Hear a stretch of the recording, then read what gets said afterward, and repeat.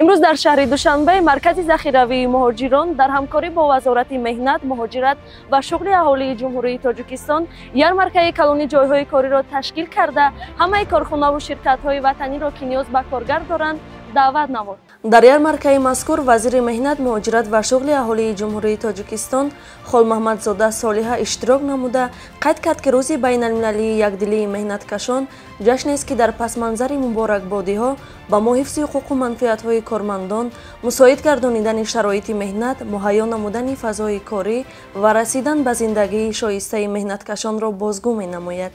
با احترام به مهنت و زحمت و تلاش و فعالیت هر یک شما که در عرصه گوناگون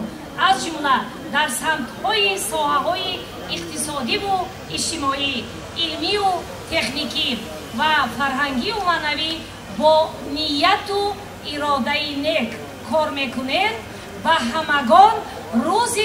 بین المللی یکدلی مهنتکشان را صمیمانه تبریک و تهنیت می‌نماید.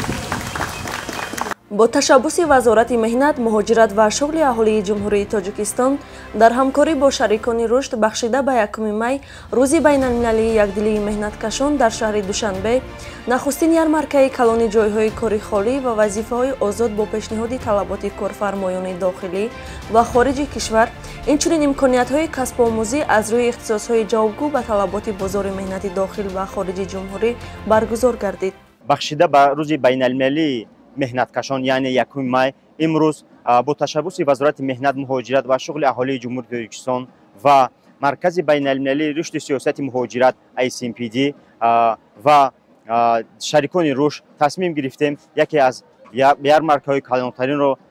در جمهوری برپا نماییم و مقصد اساسی برگزار نمودن یارمارکه جایهای کاری خالی این هم میباشد با کار تامین کنی در داخل کشور و اینچنین در خارج کشور. گفتن هموند که در یارمارکه زیرین زیاده از 100 شرکت‌های داخل و خارج کشور اشتراک کرده ایستادند و اینچنین این امکانات خوبی هست که برای کارخانه‌ها اوید و خدمت رسانی‌های خود